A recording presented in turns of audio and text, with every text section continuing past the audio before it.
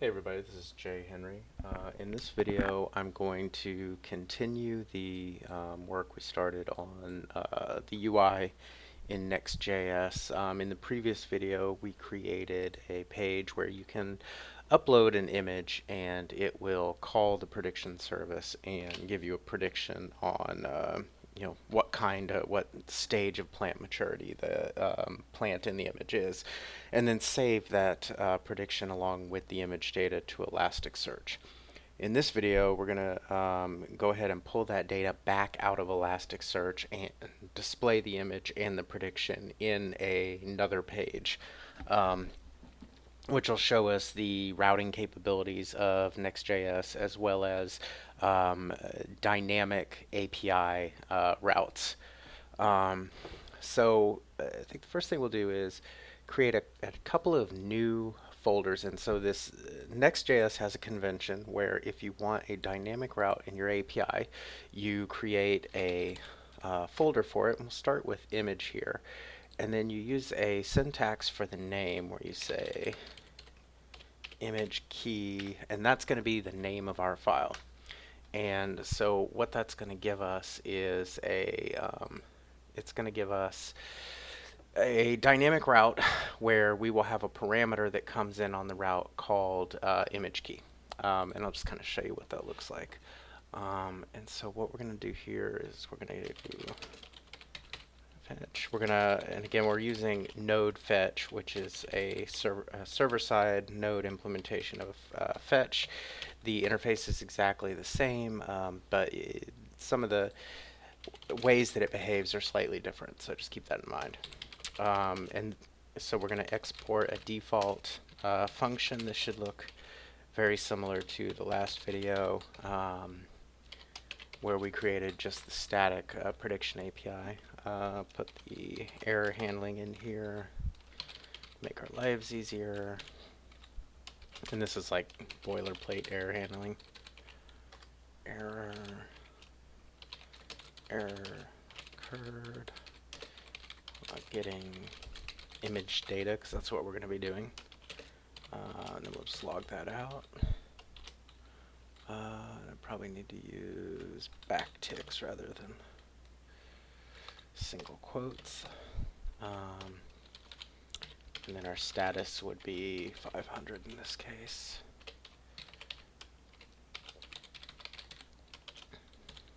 Okay, and I think probably want to use parentheses that go the right direction.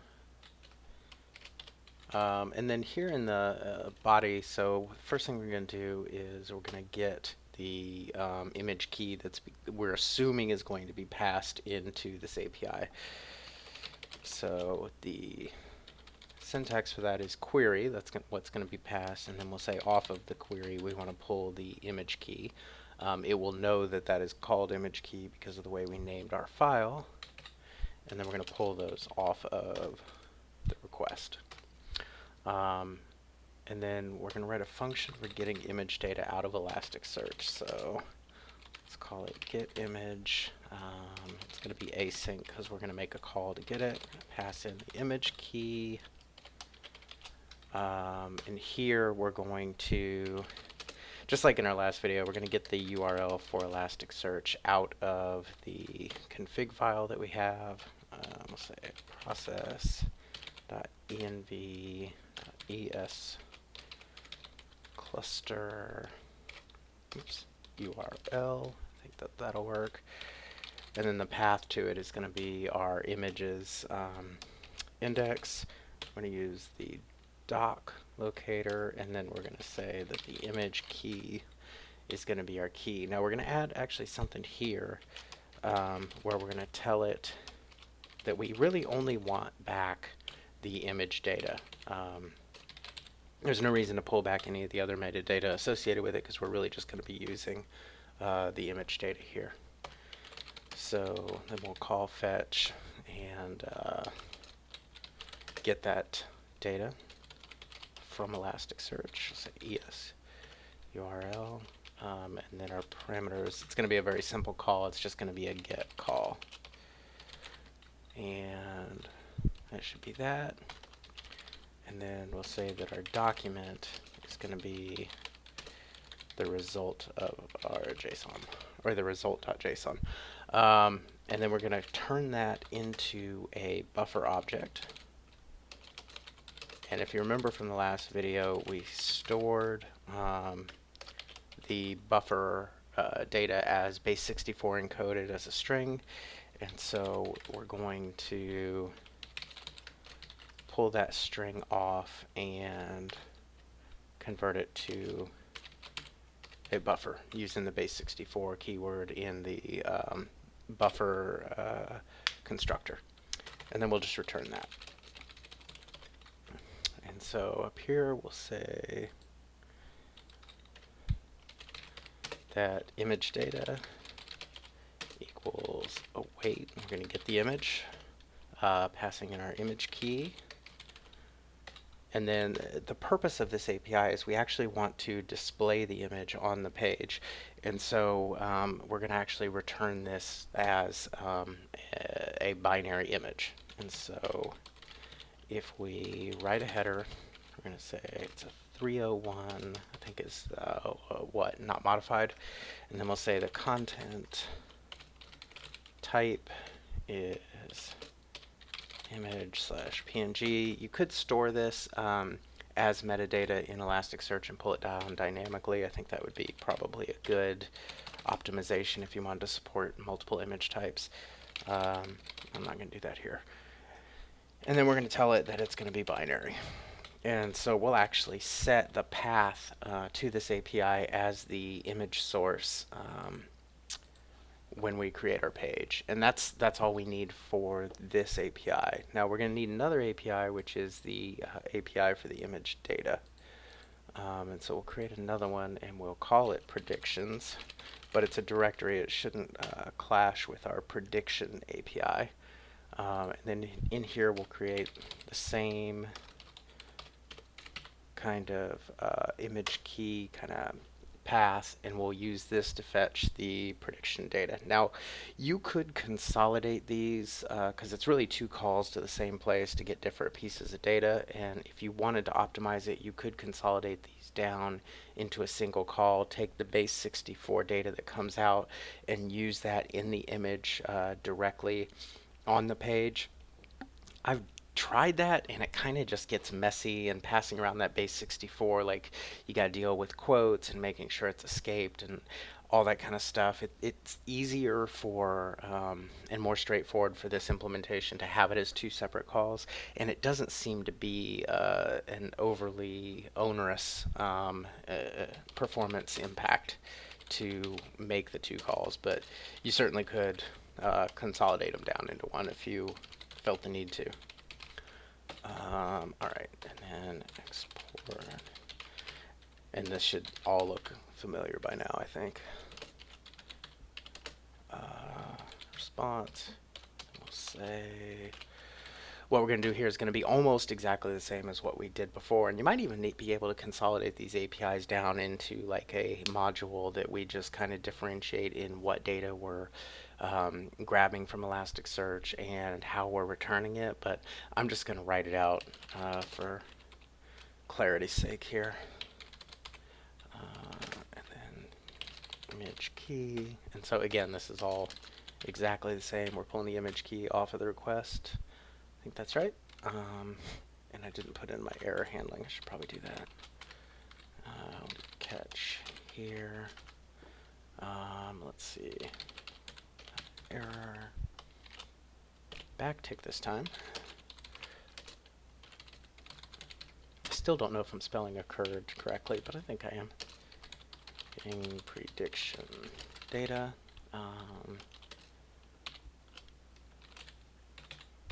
And then we will status. Now there's some question in my mind of whether if you return a 500 it'll actually return this message as part of the response or not. In other Node implementations I know it doesn't. I actually have not tested Next.js to see if it will or not. But if it, if for any reason it didn't, you could change this 500 to a 400 and that should solve the problem. Alright, so I don't like doing it like that. Let's write the function first. So const get we're going to get image predictions and using the image key.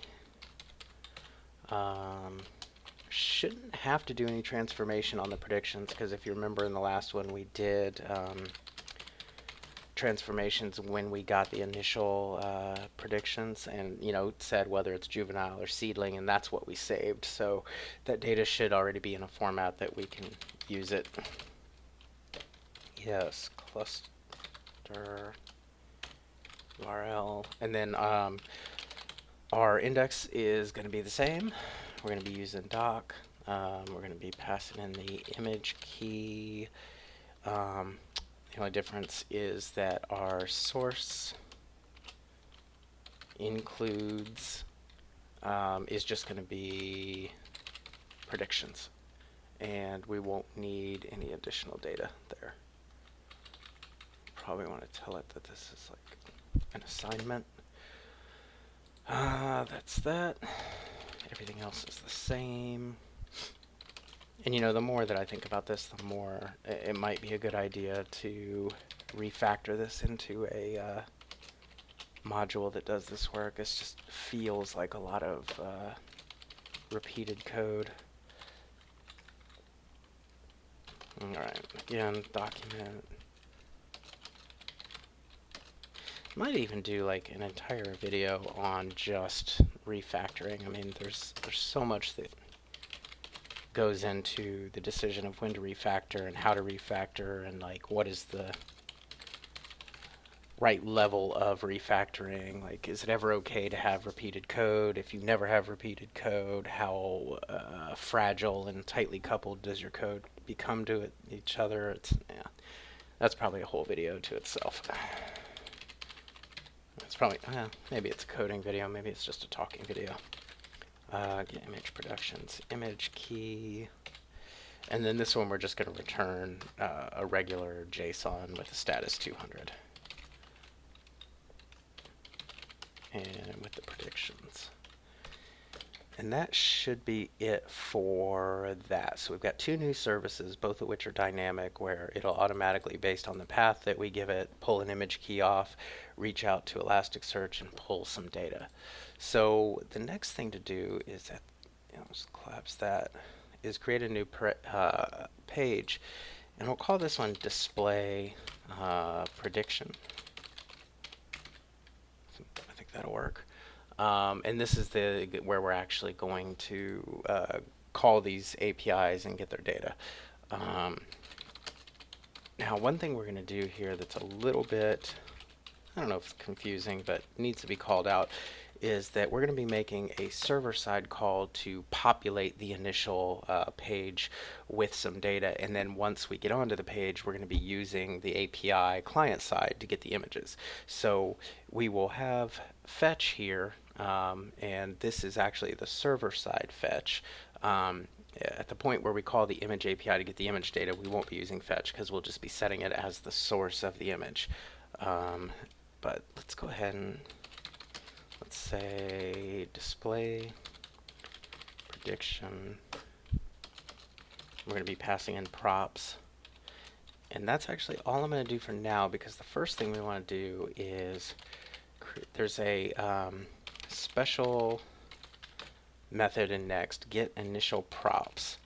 And getInitialProps will be executed server-side, and it will receive a context object. And this context object will have query string, request, response, all the things you would expect on a server-side API call. So it allows us within the page to make some initial server-side calls to get data that we want to use and pass in as props to this page. So first thing we're going to want is the image key, and we'll pull that off of the query. We're going to go back to the index page and set up the query string for this page. We're also going to want, I think, the request here. Maybe we need the request. Yeah, I think we need the request, and we need it for the headers, or not for the headers, for the host. And so API URL. What we're going to do here is we're going to set up a call to one of the server-side APIs that we just created, and as part of that, so in the server-side calls, it won't accept a relative path. It has to be an absolute path. And so we're going to, rather than hard coding any particular domain or local host or anything here, we're actually going to use the host header that's passed and make that our API baseline. Probably want to backtick here. I do that all the time. Predictions, and then we'll say image key. And so this will call this predictions API passing the image key, and that's all that we'll have to give it. And so here's where we'll use fetch, the server-side node fetch, not the built-in fetch in the browser.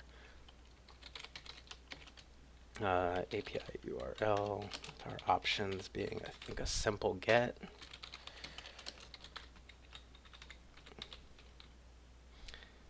And I'm not even sure if I need to put that the method is get. A lot of libraries will just by default use get if you don't specify that it's a post or a put or something. But I like to be explicit about that.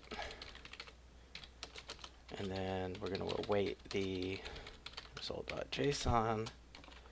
And then it should have a property on it called predictions. And then we will just return the image key, because we're going to need it later. And actually, I think I could just do this the easy way. And then these will end up being the props that are passed in to the display prediction. So before I forget, let's export this. And now we can fill out the body of this page. And so this page is going to be really simple, but the first thing we want to do is pull off the image key and the predictions from the props. And then we're going to build out a dynamic image path. And the image path is going to use the image API.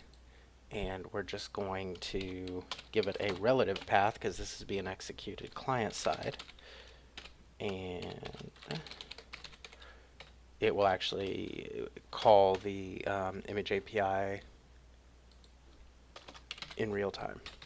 So be careful if you have like hundreds of images on your page or thousands of images. It could bog down your API, but honestly, I've run this with a table full of images with 30 or 40, and I haven't noticed any slowness.